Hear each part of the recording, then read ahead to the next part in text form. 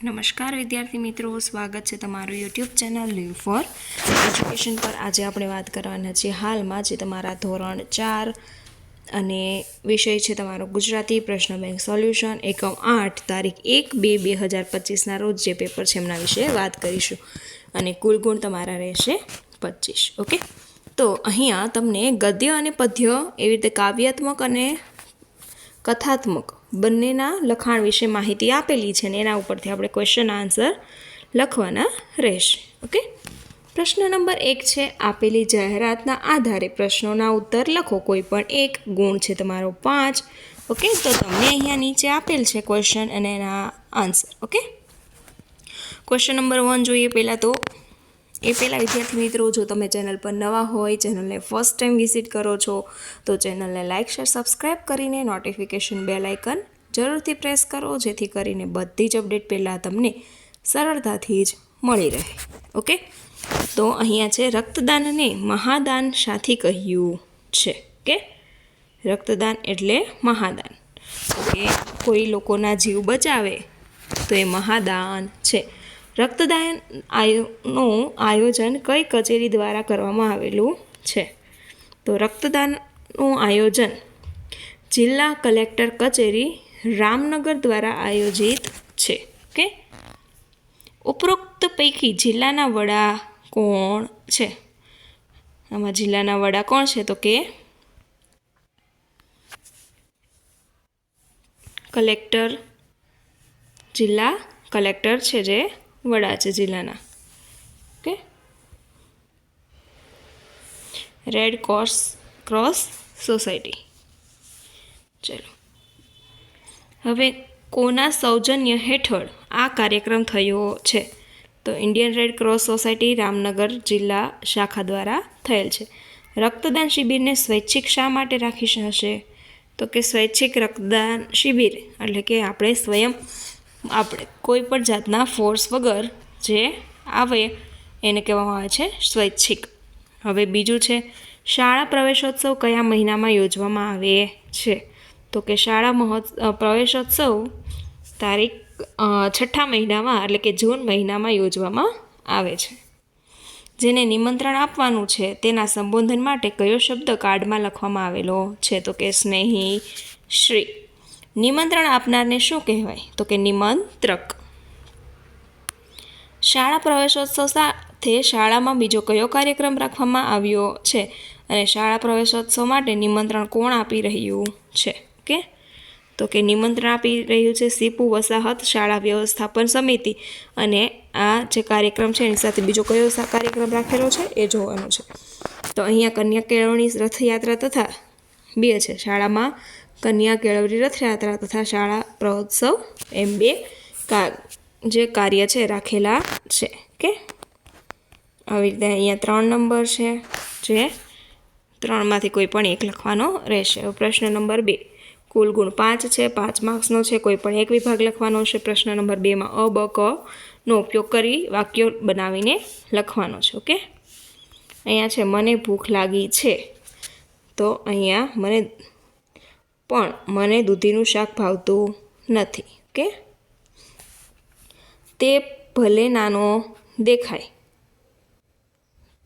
પરંતુ પછી અહીંયા ઉપયોગ કરવાનો શબ્દ છે દીવો પ્રગટાવવો જરૂરી છે।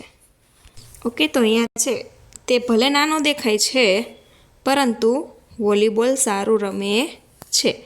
દીવો પ્રગટાવવો જરૂરી છે કેમ કે અંધારું થવા આવ્યું છે, વરસાદ વધુ પડે છે એટલે બહાર ગામ જવું નથી, મને પગમાં ફ્રેક્ચર છે તેથી ક્રિકેટ રમીશ નહીં। ઓકે, આવી રીતે અહીંયા તમને 3 વિભાગ આપેલા છે, એમાંથી કોઈ પણ તમારે વિભાગ લખવાનો રહેશે। હવે પ્રશ્ન નંબર અહીંયા 3 છે, એમાં શું છે, કોઈ પણ એક લખવાનો છે। ફકરામાંથી લીટી કરેલ શબ્દોને સમાનાર્થી શબ્દો ફકરામાંથી શોધીને જ લખવાના છે। ઓકે, અહીંયા આપેલા છે, જોઈ લઈએ। પેલું છે અહીંયા શાળા, પછી છે ફરતા, બોક્સ, મિત્રો, જિજ્ઞાસા। ઓકે, આવી રીતે તમને આપેલા છે। તો પેલું છે શાળા, શાળા એટલે શું થશે? કે નિશાળ। ફરતા એટલે શું થશે?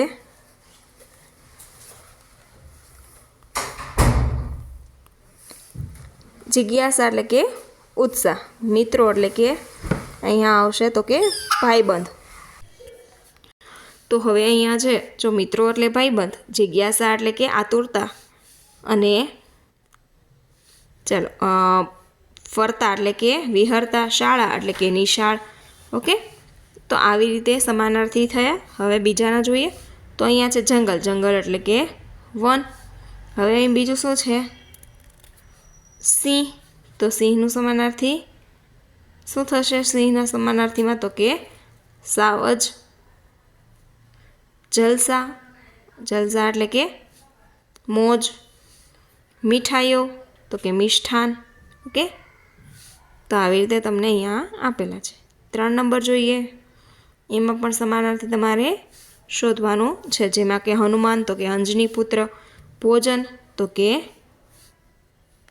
ખાવાનું, દિવસ તો કે દિન, નિરાતે તો અહીંયા શું આવશે? આરામથી.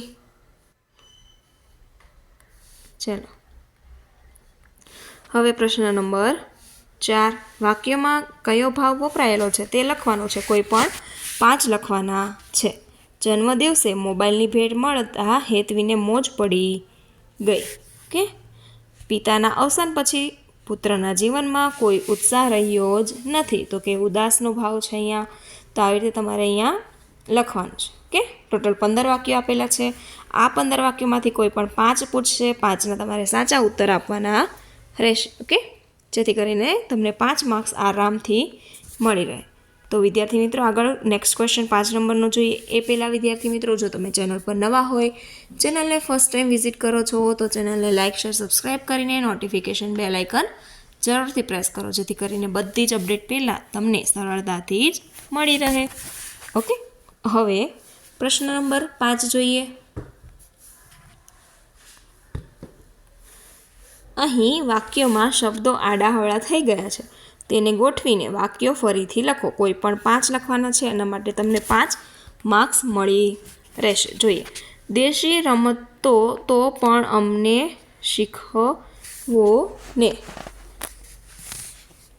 જવાના જીતી મેચમાં આપણે આજે તો આપણે મેચમાં જીતી જવાના.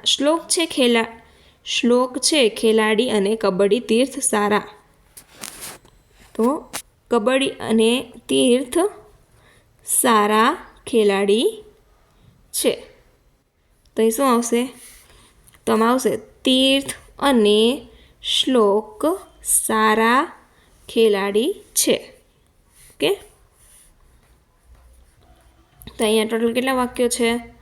15. આ 15 વાક્યોમાંથી તમને વર્ગ શિક્ષક કોઈ પણ 5 પૂછશે, 5ના તમારે સાચા આન્સર આપવાના રહેશે. વિડીયો પસંદ આવ્યો તો મારા મિત્રો સાથે જરૂરથી શેર કરો. બીજા વિડીયો જોવા માટે નીચે કમેન્ટ સેક્શનમાં કમેન્ટ કરી દો.